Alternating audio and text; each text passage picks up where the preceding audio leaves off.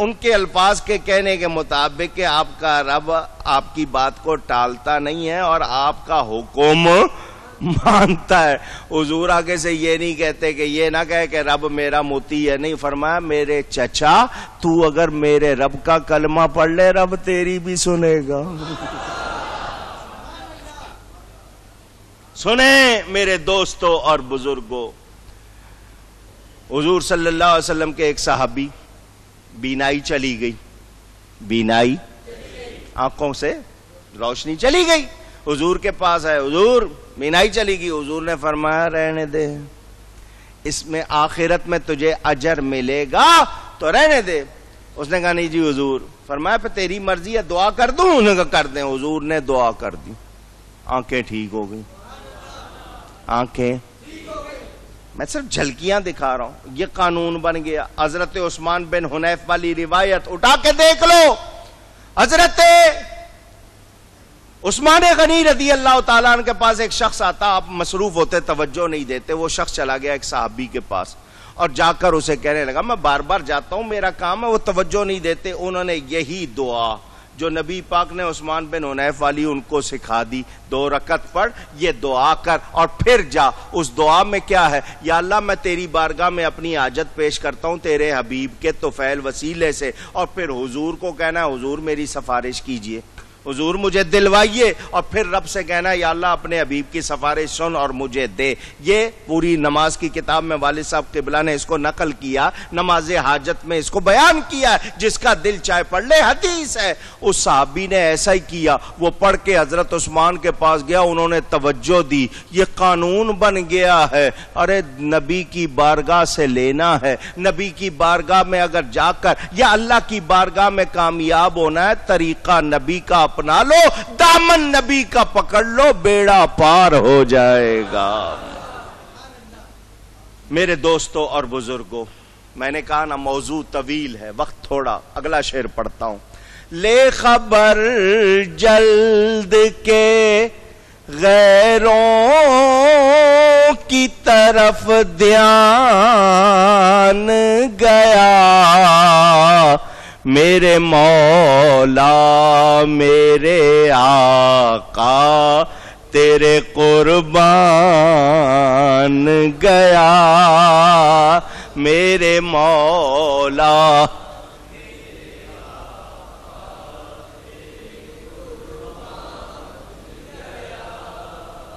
لے خبر,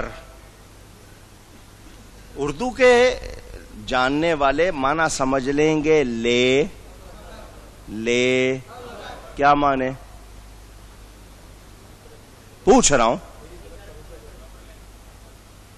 خبر لینا. اچھا جی, بہت اچھا ترجمہ کیا آپ. انہوں نے کہا جی میری طرف توجہ کیجیے, اور کوئی میری خیریت معلوم کریں. جتنا ترجمہ کر لو, یہ اردو والے بتا رہے ہیں, میری مدد کو آئیے, حضور میری طرف توجہ فرمائیے, میں جس حال میں ہوں ذرا میری طرف نظر فرمائیے. یہی معنی ہے نا لے خبر. جلد, جلد کا کیا مطلب ہوتا ہے؟ فوراً. یہ عقیدہ دیکھو کہ حضور حالانکہ 1400 سال ہو گئے پردہ فرمائے ہوئے, آپ کو اپنی قبر انور میں آرام فرما ہے, لیکن میری خبر لیجئے اور وہ بھی جلدی, میری خبر لیجئے وہ بھی جلدی. ورنہ دھیان کہاں جا رہا ہے؟ غیروں کی طرف. مزے کر رہے ہیں, کیسے ہیں؟ میرا دھیان ان کی طرف جا رہا ہے, یہاں میں سسک رہا ہوں, رو رہا ہوں, دھیان ان کی طرف جا رہا ہے. یہ لوگ کیسے مزے کر رہے ہیں؟ کہیں ایسا نہ ہو کہ میرا دھیان ان کی طرف ہی لگ جائے. حضور فوراً خبر لیجئے, فوراً. پتہ چلا عقیدہ یہ ہونا چاہیے کہ نبی کی توجہ جس طرف ہو جائے, نبی جس کی چاہیں جس طرح چاہیں خبر لے سکتے. اونچی یہ نہ سمجھنا کہ وہ مردہ ہیں, وہ زندہ ہیں, حقیقی دنیاوی جسمانی حیات کے ساتھ زندہ ہیں, برزخی نہیں, جسمانی حیات کے ساتھ زندہ ہیں، سب کچھ دیکھ رہے ہیں، سب کچھ جانتے ہیں۔ رب تعالی کی مشیت ہے، جتنا ظاہر ہونا ہے نہیں ہونا، کچھ کیا پتا چلنا ہے یا نہیں، مگر یقین رکھنا وہ جانتے ہیں۔ آج بھی ہم یہاں ان کا ذکر کر رہے ہیں، ان کو خبر وہ دیکھ سکتے، وہ دیکھتے ہیں، کوئی شبہ نہیں۔ اعلیٰ حضرت کہتے ہیں لے خبر جلد، حضور مہربانی کیجئے، مہربانی فرمائیے، میری خبر لیجئے، ورنہ ادھر ادھر دھیان جا رہا ہے۔ اور پھر ساتھ کہتے ہیں میرے مولا، میرے آقا تیرے قربان گیا۔ مجھے شاعری کرنے والے لوگ یہ بتاتے ہیں کہ جو پہلا مصرع ہوتا ہے دوسرے مصرے میں اس کا جواب ہوتا ہے، تعلق ہوتا ہے۔ اگر پہلے مصرے میں کوئی بات کہی گئی ہے جس سے آپ کو اچنبھا ہو رہا ہے تو دوسرے مصرے میں اس کا جواب ہوگا۔ پہلے مصرے میں اعلیٰ حضرت کہہ رہے ہیں لے خبر جلد کہ غیروں کی طرف دھیان گیا، اور دوسرے میں کہہ رہے ہیں میرے مولا میرے آقا تیرے قربان گیا۔ تو بات کیا ہوئی؟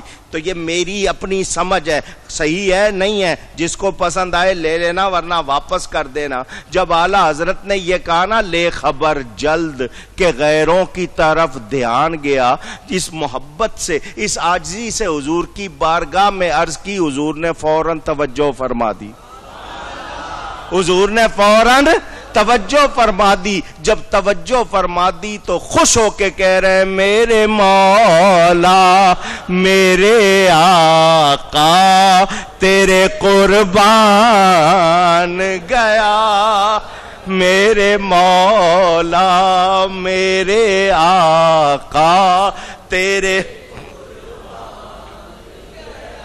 حضور آپ نے ہی دستگیری کرنی ہے، آپ نے ہی۔ اب یہاں توسل، استغاثہ، وسیلہ، استمداد، سارے مسئلے حل ہو جاتے ہیں۔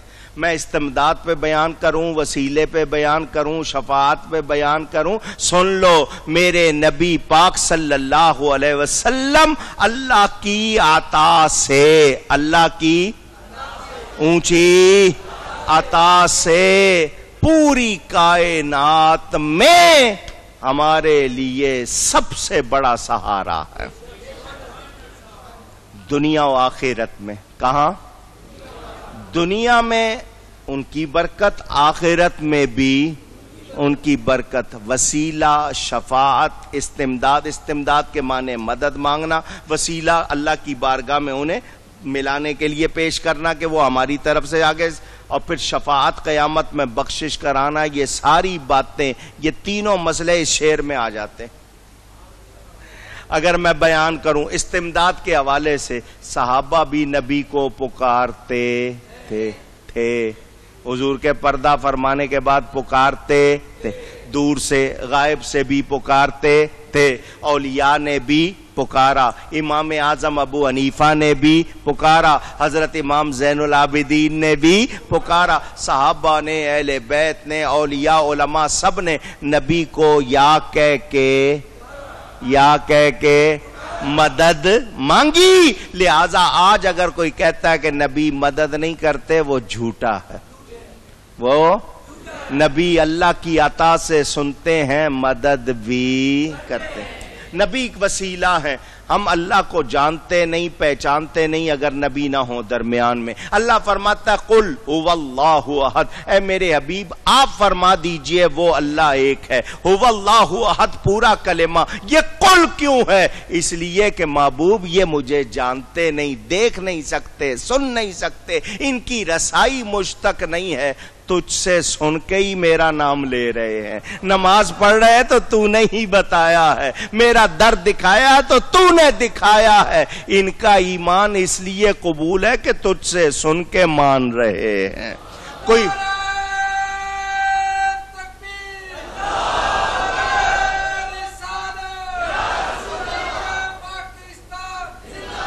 میرے دوستوں اور بزرگوں، یاد رکھنا نبی کا نام آج بھی دافع بلا ہے۔ ہم نبی کا نام لے لیں، بلائیں دور ہو جاتی ہیں۔ ہم نبی کے نام پر ہی قربان، ان کی وجہ سے ایمان ملا، قرآن ملا، ایمان ملا، رمضان ملا، نہیں خود رحمان ملا ہے تو بارگاہ مصطفیٰ سے ملا ہے۔ لا ورب العرش جس کو جو ملا ان سے ملا، بٹتی ہے کونین میں نعمت رسول اللہ، نعمتیں بانٹتا جس سمت وہ ذیشاں۔ کہتے ہیں نہیں جی زندگی میں تو ٹھیک ہے، لوگوں نے مانگ لیا، ہم بھی ایک دوسرے سے مانگ لیتے ہیں، یہ ظاہری مدد، زندگی میں تو ٹھیک ہے، بعد از وفات کیا تو آؤ دلیلیں ساری رکھو ایک طرف۔ یہ نماز 50 فرض ہوئی تھی، 5 کیسے پڑھتے ہو؟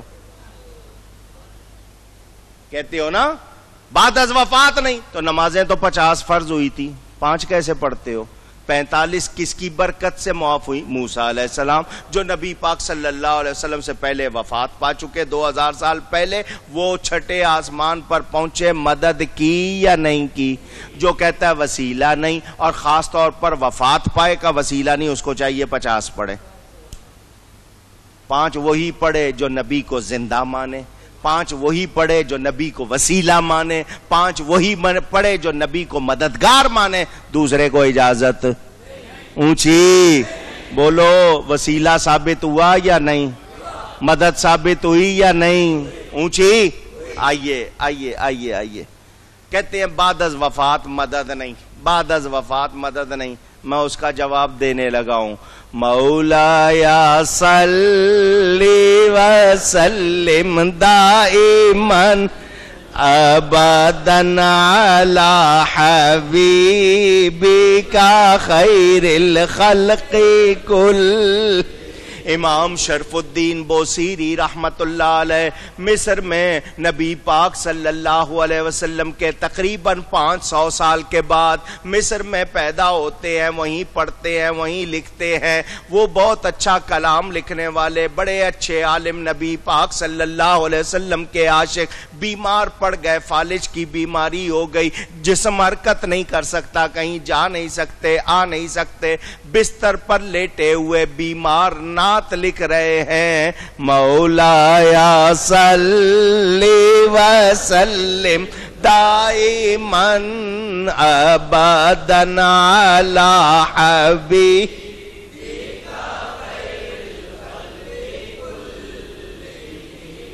اب اس نعت میں کیا لکھ رہے ہیں ذرا عقیدے سنو، پورا قصیدہ نہیں سنا سکتا، انشاءاللہ آپ سنتے رہتے ہیں، ذرا عقیدہ دیکھو۔ کہتے ہیں یا اکرم الخلق مالی من الوذ بہ۔ وہ مصر میں ہیں، نبی پاک صلی اللہ علیہ وسلم کو پردہ فرمائے 500 سال تقریباً گزر چکے، یا کہہ کے نبی کو پکار رہے ہیں یا اکرم الخلق، اے اللہ کی مخلوق میں سب سے زیادہ عزت والے، میرا آپ کے سوا کوئی نہیں، مالی من الوذ بہ، آپ کے سوا میرا۔ اونچی فتوے لگانے والوں، فتوے کی مشینیں تم لوگوں نے یوں رکھی ہوئی ہیں، ہر مسلمان کو مشرک کہتے پھرتے ہو، نیک کاموں کو جائز کاموں کو بدعت اور حرام کہتے پھرتے ہو۔ آج تک تمہارے پاس ہم نے کوئی ایسا فتویٰ نہیں دیکھا جس سے تم غیر مسلموں کے لیے کچھ کرو۔ تم نے غیر مسلموں کو تو مسلمان سمجھا ہوا ہے، مسلمانوں کو تم مشرک کہتے ہو۔ سنو حضرت امام بوصیری کیا کہتے ہیں، اے اللہ کی مخلوق میں سب سے زیادہ عزت والے میرا آپ کے سوا کوئی نہیں۔ اگر یہ عقیدہ غلط ہو تو پھر قصیدہ بردہ کو کیا کہو گے، امام بوصیری کو کیا کہو گے؟ 900 سال ہو گئے، تمہارے ہاں بھی وظیفہ ہے۔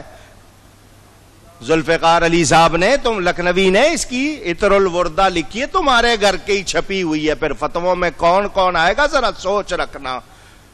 نبی کے غلاموں کو مشرک بنانے والوں اپنی زبان کو لگام دو، ہم نبی کے غلام ہیں۔ اللہ کے نزدیک جب مشرک نہیں ہے تمہارے فتووں سے ہو سکتے؟ تم عشق کو شرک کہتے ہو، اگر نبی سے مدد مانگنا شرک ہے ہم مانگیں گے، اگر نبی کو پکارنا شرک ہے ہم پکاریں گے، اگر نبی کا ادب کرنا تمہارے نزدیک شرک ہے ہم کریں گے، ہمارے نزدیک یہ ایمان ہے۔ نہ نبی کو پکارنا شرک ہے، نہ نبی کا نام چومنا شرک ہے، نہ نبی کا میلاد منانا شرک ہے، نہ نبی کی تعظیم کرنا شرک ہے، یہی تو ایمان کی جان ہے۔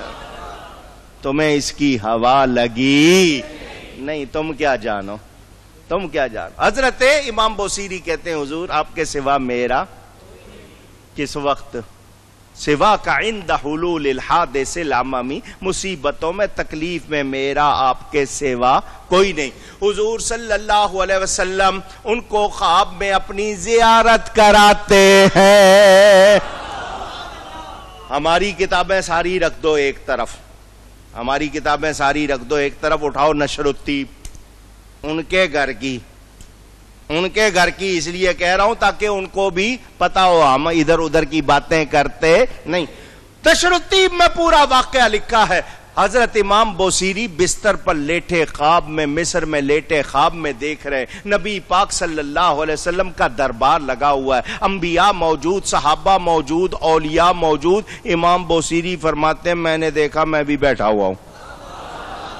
حضور صلی اللہ علیہ وسلم تشریف فرما، حضور نے میری طرف اشارہ کر کے فرمایا بوصیری جو میری نعت لکھی ہے سنا.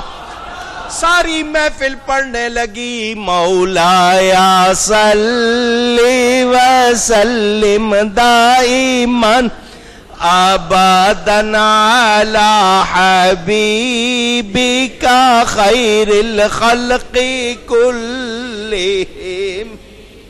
لوگ اس طرح جھوم رہے تھے جیسے ہوا لگنے پہ نا کھیت میں فصلیں جھومتی ہیں، یوں جھوم رہی تھی محفل. وہ کہتے ہیں پتہ نہیں کوئی 150 پونے 200 کے قریب شعر ہے، سارا سنایا. حضور نے جو چادر اب خواب میں اپنے کاندھے مبارک پر اوڑی ہوئی تھی وہ اتاری. حضور نے میرے جسم پر ہاتھ پھیرا، خواب میں میرے جسم پر ہاتھ پھیرا اور چادر مجھے دے دی.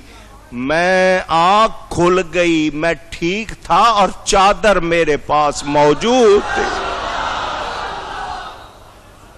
چادر میرے پاس موجود تھی اور میں بالکل ٹھیک ہو گیا تھا. کمرے میں خوشبو پھیلی ہوئی تھی. وہ کہتے ہیں میں اٹھا، میں نے 2 رکعت شکرانہ پڑھا، گھر والوں کو بتایا دیکھو میں ٹھیک ہو گیا ہوں. اتنے میں دروازے پہ کسی نے دستک دی. ایک روایت یہ کہ دروازے پہ دستک دی، ایک یہ کہ یہ باہر نکلے تو کوئی راستے میں ملا. بوصیری وہ جو تم نے نعت لکھی ہے ذرا مجھے بھی لکھ دو. تم نے جو حضور صلی اللہ علیہ وسلم کی نعت لکھی ہے نا جس کا پہلا شعر ہے امن تذکر جیران بزی سلمی مزجت دمعا جرا من مقلۃ بدمی، مجھے لکھ دو میں بھی پڑھوں. امام بوصیری اندر اندر حیران، میں نے کسی کو سنائی نہیں، اس کو کہاں سے پتا؟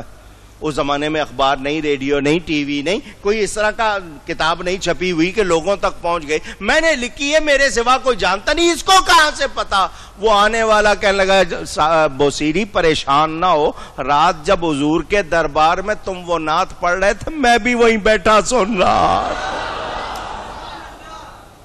میں نے حضور کو خوش ہوتے دیکھا تو جی چاہا میں پڑھوں. یہ بات پھیل گئی. اس وقت مصر کے بادشاہ نے سونے کے پانی سے اس کو لکھوایا.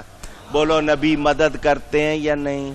کہتے ہیں بعد از وفات نہیں کرتے، 500 سال کے بعد. عاشق وہاں سے نعت لکھ رہا ہے، کہہ رہا حضور آپ کے سوا میرا کوئی نہیں. نبی نے مدد کی یا نہیں کی؟ اونچی گئی ہے. میرے دوستوں اور بزرگوں، یہ بات وفاء الوفا کتاب میں موجود. فقی ابو محمد اشبیلی انہوں نے اپنی کتاب فضیلت حج میں لکھا ہے کہ اہل غرناطہ اسپین ایک شخص کو ایسا مرض لگ گیا کہ جو ڈاکٹر حکیم تھے انہوں نے کہا اس کا علاج نہیں ہو سکتا اور شفا سے انہوں نے انکار کر دیا کہ اس کو شفا نہیں مل سکتی. وزیر ابو عبداللہ نامی ایک شخص تھا، محمد بن ابی الحصال، اس نے ایک خط حضور صلی اللہ علیہ وسلم کی طرف لکھا. اپنے اسپین سے ایک بندہ جو جا رہا تھا اس کو خط لکھ کے دیا اور مریض کی شفا کے لیے اس میں حضور سے وسیلہ توسل اختیار کیا کہ حضور آپ کے توسل سے شفا مانگ رہا ہوں، آپ کے صدقے، آپ کے صدقے. اونچی پتا ہے نا، اس وسیلے سے کرم اور دوبالا ہوگا. جب بھی مانگو تو وسیلے سے انہی کے مانگو.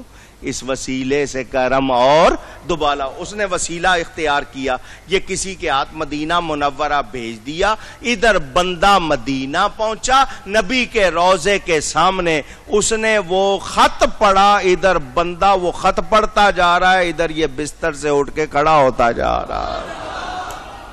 عقیدہ ہو عقیدہ. ہمارے عقیدے ڈھیلے ہو گئے. نبی آج بھی مدد کرتے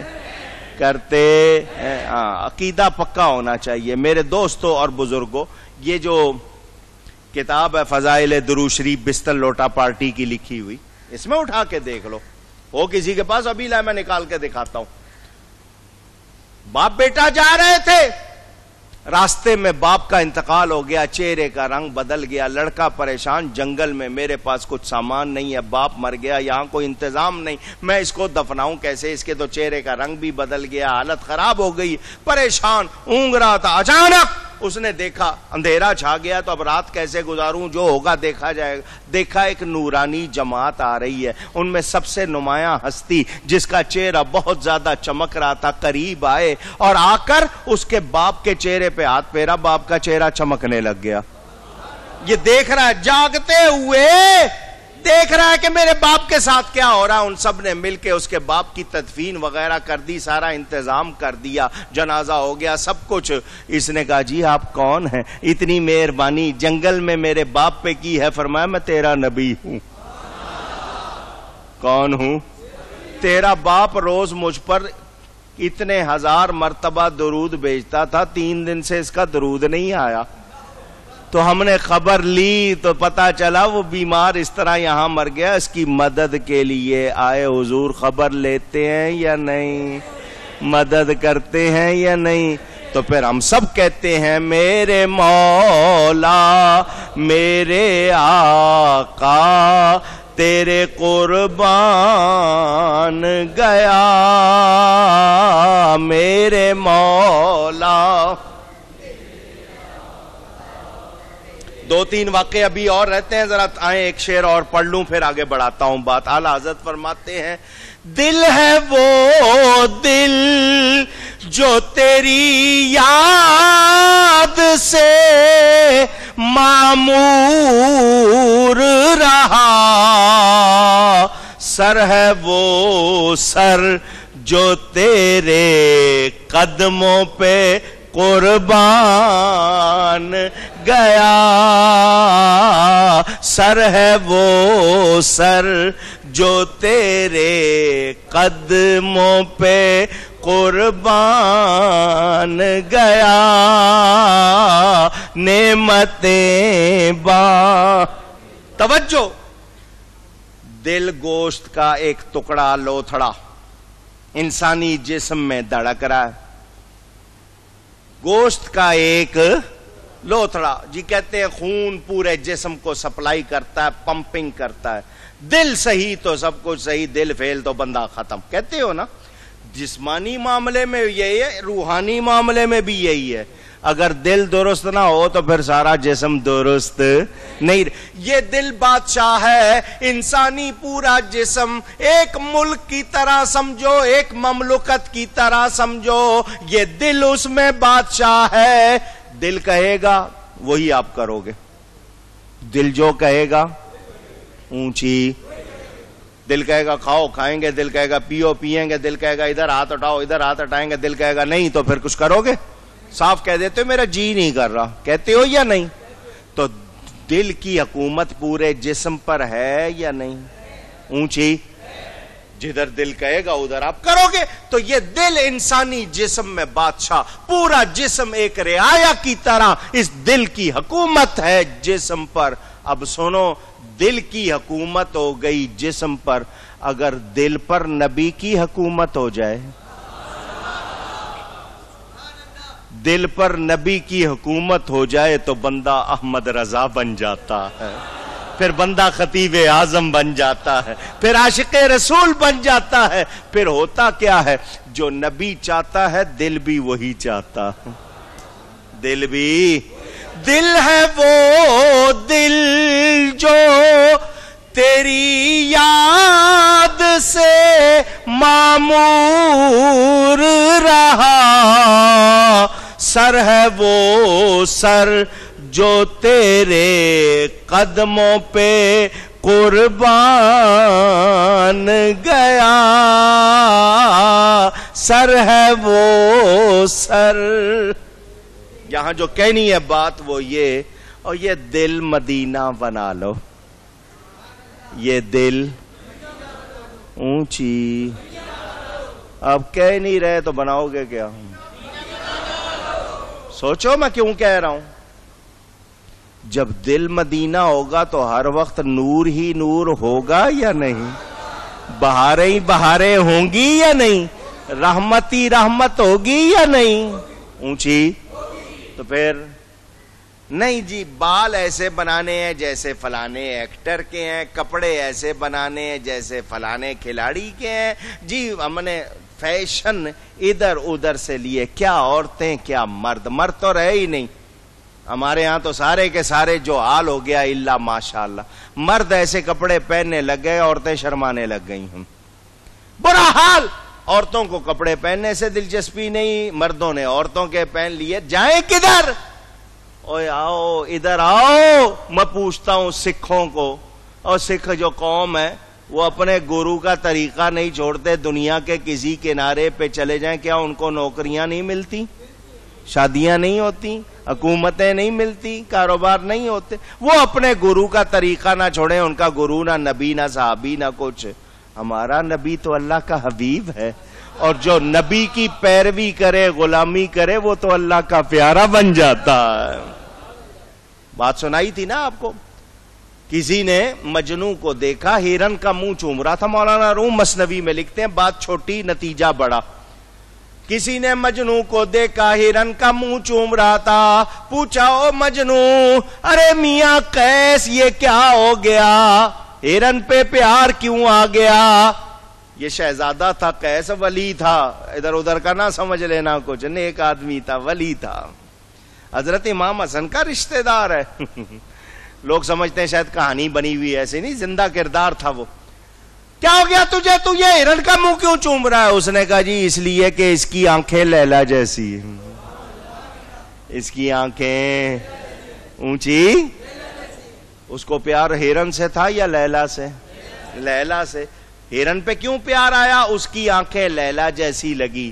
بات ختم، بلا تشبیہ. مولانا روم فرماتے ہرن کو کیوں اس نے چوما؟ اس لیے کہ اس کی آنکھیں لیلا جیسی لگی. حالانکہ اس کو ہرن سے پیار نہیں تھا، پیار تھا لیلا سے. بلا تشبیہ چے نسبت خاک را بعالم پاک. اگر اس مجنو کو اس ہرن پہ پیار آ سکتا ہے جس کی آنکھیں لیلا جیسی، تو رب کو اس بندے پہ پیار کیوں نہیں آئے گا جس کی ادائیں مصطفیٰ جیسی؟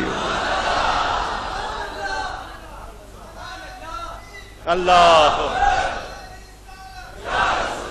ہمیں کوشش کرنی چاہیے ہم نبی کی سنتوں کے سانچے میں ڈل جائیں، سچے پکے غلام. اور جدھر سے گزرے لوگ کہے نبی کا غلام جا رہا ہے. مزہ آئے یا نہیں آئے؟ پوچھ رہا ہوں. تو دل جو ہے نا، دل اس کو کیا بنانا ہے؟ مدینہ. آؤ جنہوں نے نبی پاک سے محبت کی، جنہوں نے نبی کی خدمت کی، وہ دونوں تینوں شعر سامنے رکھو. میں آپ کو 2-3 واقعے بھی سنا دوں، فرمائشیں بھی پوری ہو جائیں. حضور صلی اللہ علیہ وسلم کا فرمان آپ نے سنا ہوا ہے کہ کوئی چیز ایسی نہیں جو جانتی ہے میں اللہ کا نبی ہوں. کوئی چیز ایسی نہیں مگر وہ جانتی ہے میں اللہ کا رسول، سوائے سرکشوں کے. سوائے سرکش جو ہو جاتے ہیں نا، حد سے زیادہ تجاوز کرتے ہیں، ان کے سوا سب جانتے ہیں. اب سنیں، یہ جو خوارج ہیں، سرکش سے سمجھ گئے نا، شر الخلق والخلیقہ، جن کو بخاری شریف میں کہا گیا کہ یہ سب سے برے ہیں. ان لوگوں کی ضد ہے، یہ نبی کے بارے میں غلط باتیں کرتے ہیں یا ان کی شان گھٹاتے ہیں. باقی سنو. حضرت سیدہ عائشہ صدیقہ رضی اللہ تعالی عنہا فرماتی ہے ہمارے گھر میں بکری کا ایک بچہ تھا. گھر میں بکری کا ایک بڑا اچھلتا کودتا تھا. ہوتے ہیں نا بعض کچھ ذرا نرم، وہ بہت اچھلتا کودتا تھا. مگر جب نبی پاک گھر میں آ جاتے وہ یوں ہو جاتا جیسے حرکت ہی نہیں. جیسے خبر ہے نا، پہچانتے جانور پہچانتے ہیں کہ کون ہے. جھلک دکھا رہا ہوں میرے دوستوں اور بزرگوں. اعلیٰ حضرت فاضل بریلوی سے کسی نے پوچھ لیا کہ آپ کہتے ہیں زمین حرکت نہیں کرتی اور یہ جو لوگوں نے کہا ہوا ہے کہ زمین سورج کے گرد گھومتی ہے آپ اس کے مخالف ہیں. اعلیٰ حضرت نے 105 دلیلیں لکھ کے دے دی, کتاب چھاپ دی الفوز المبین. آج دنیا میں اس پہ ریسرچ ہو رہی ہے. اعلیٰ حضرت کہہ رہے ہیں زمین حرکت کرے تو بندے کو نیند ہی نہ آئے. انہوں نے ثابت کیا 105 دلیلیں. کسی نے کہہ دیا یہ دلیلیں ہو گئیں عقل والوں کے لیے. عشق والوں کے لیے کیا دلیل ہے؟ عشق والوں کے لیے کیا دلیل کہ زمین حرکت نہیں کرتی؟ فرمایا ایک ہی دلیل کافی ہے. وہ کیا کہ اس زمین پر میرے آقا آرام فرما رہے. اللہ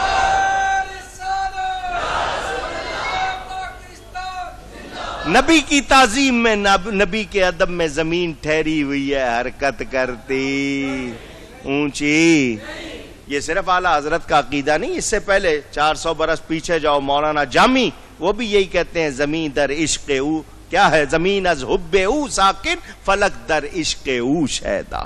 ان کا بھی یہی بیان. سنیں میرے دوستوں اور بزرگ, نبی کریم صلی اللہ علیہ وسلم حضرت ابو بکر اور حضرت عمر رضی اللہ عنہما اور ایک اور انصاری شخص کے ساتھ ایک باغ میں چلے گئے مدینہ منورہ میں. وہاں کچھ بکریاں تھیں, ان بکریوں نے نبی پاک کو سجدہ کیا. ساری آئیں اور ماتھا حضور کے قدموں میں رکھا. حضرت ابو بکر نے کہا حضور ہم پر آپ کی تعظیم زیادہ واجب ہے تو ہم بھی آپ کو سجدہ کریں. فرمایا اللہ کے سوا کسی کو سجدہ جائز اونچی. ایک بات اگر سمجھ آ گئی ہو تو بڑی بات ہے, نہیں تو سمجھا دیتا ہوں. بکریوں نے سجدہ کیا تو حضرت ابو بکر نے کیا کہا, ہمیں زیادہ حق ہے آپ کی تعظیم کا تو ہمیں آپ کو سجدہ کرنے کی اجازت ہونی. حضور نے اجازت. انہوں نے سجدے کے قابل سمجھا یا نہیں سمجھا؟ نہیں پہنچے اس بات تک, نہیں پہنچے اس بات تک. صحابی نے کیا کہا ہمیں اجازت ملے تو ہم کریں. انہوں نے اس قابل پیش نظر وہ نوبہار سجدے کو دل ہے بے قرار. اور نبی کی شان کو سمجھو. ہم نہ نبی کو خدا کہتے ہیں, نہ خدا سمجھتے ہیں, نہ خدا مانتے ہیں, نہ خدا کا ٹکڑا کہتے ہیں, نہ خدا کا شریک کہتے ہیں, نہ خدا کے مثل کہتے ہیں. انہیں نہ خدا کہتے ہیں مگر خدا سے جدا. پیش نظر وہ نوبہار سجدے کو دل ہے بے قرار. روکیے سر کو روکیے, ہاں یہی امتحان ہے. کوئی یہ نہ سمجھے کہ نبی کو سجدے کی میں گنجائش نکال رہا ہوں. نہیں, صحابہ نے اس لائق سمجھا. سنیں, میں نے حالانکہ یہ واقعہ سنا دیا تھا تراویح میں, لیکن بہت فرمائشوں میں اس کا نمبر زیادہ. نبی پاک کی برکتیں دیکھو. لوگ تو نبی پہ شبہ کرتے ہیں نا, لے خبر جلد کے غیروں کی طرف دھیان, اور سر وہ سر جو تیرے قدموں پہ. حضور صلی اللہ علیہ وسلم کے ایک صحابی, ان کا نام یہ بہقی میں ابو نعیم نے اس کو لکھا ہے. حضور صلی اللہ علیہ وسلم کے ایک صحابی ہیں, ان کا نام ہے حضرت عبداللہ, لقب ہے سفینہ. لقب کیا ہے؟ حضور نے سفینہ کا لقب ان کو اس لیے دیا, سفینہ جہاز کو کہتے ہیں. جہاز بھر جتنا سامان ان کے اوپر رکھ دیتے تھے ان کو پتہ نہیں چلتا تھا. منو اٹھایا ہوا ہے, پتہ نہیں چل رہا. سفینہ اس کو بھی کہتے ہیں سفینہ تو صحرا. ریت میں چلتے ہوئے ان کو تکلیف نہیں. ایک آدمی 40 کلو 50 کلو 100 کلو تھوڑی دیر کے لیے اٹھا لے گا, وہ جتنا بھی اٹھا لیتے تھے مزے سے چلتے رہتے تھے, کیونکہ حضور نے لقب دیا تھا. ان کو وزن محسوس نہیں ہوتا, آرام سے چلتے تھے. لشکر کے ساتھ گئے, بچھڑ گئے جنگل میں اچانک اکیلے تھے, ان کے سامنے شیر آ گیا. کون؟ شیر جانتے ہو, اصلی, نقلی نہیں, اصلی شیر آ گیا. انہوں نے بھی اس کو دیکھا اور اس نے بھی اس کو دیکھا, دونوں رک گئے. وہ بھی رک گیا, یہ بھی رک گیا. جان بچانے کی سمجھ اللہ نے سب کو دی ہے. یہ اب دیکھ رہے ہیں اس کو, وہ ان کو دیکھ رہا ہے کہ اچانک کوئی ہتھیار نکال کے مجھ پہ نہ چلا دے. رکے ہوئے انتظار. اس نے چکر لگایا, حضرت کا طواف کیا, صحابی کا. کس نے؟ شیر نے, دیکھنے کے لیے کہ ان کے ہاتھ میں کوئی ہتھیار تو نہیں ہے اچانک مجھ پہ چلا دے. جب تسلی کر لی کہ ہاتھ خالی ہے, کوئی ہتھیار نہیں, بندہ خالی ہے, وہ سامنے گیا. شیر کی عادت ہوتی ہے اپنے آپ کو پیچھے کر کے پنجے اٹھاتا ہے, طاقت جمع کر کے حملہ کرتا ہے. اس نے منہ کھولا, منہ پھاڑ کے جب وہ پنجے اٹھا کے حملہ کرنے لگا, یہ بول اٹھے حضرت سفینہ, یا ابا الحارث انا مولا رسول اللہ. ابو الحارث یہ شیر کی کنیت ہے اور جنگل کے بادشاہ. میں رسول اللہ صلی اللہ علیہ وسلم کا غلام ہوں. کیا ہوں؟ غلام ہے, غلام ہے, رسول کے غلام ہے, غلام ہے, غلام ہے, رسول کے. آگے بھی پڑھنا چاہتے ہیں؟ صرف وہی پڑھے گا جو عمل کرے گا. اگر داڑھی مونڈا پڑے گا تو عہد کرے گا کہ داڑھی نہیں مونڈے گا. بے نمازی پڑے گا تو یہ عہد کرے گا کہ نماز پڑھوں گا. سوچو, غلامی رسول میں موت بھی قبول ہے, جو ہو نہ عشق مصطفیٰ تو زندگی فضول. یاد آیا نبی کی غلامی؟ وہ کہتے ہیں میں حضور کا غلام ہوں. مشکات شریف میں حدیث موجود. وہ شیر, یہ بندے, ان کو کہنا چاہیے تھا میں عبداللہ ہوں, اللہ کا بندہ. اگر یہ ایسا کہتے تو ہو سکتا ہے وہ آگے سے کہتا میں اسد اللہ ہوں. تو اللہ کا بندہ, میں اللہ کا شیر, تو میرے لیے حلال. وہ جھپٹتا اور کام کر دیتا. انہوں نے کہا میں رسول اللہ صلی اللہ علیہ وسلم کا غلام. حدیث اٹھا کے دیکھو, شیر کا کھلا ہوا منہ بند ہوتا ہے, پنجے نیچے آتے ہیں, ماتھا وہ ان کے قدموں میں رکھ دیتا ہے.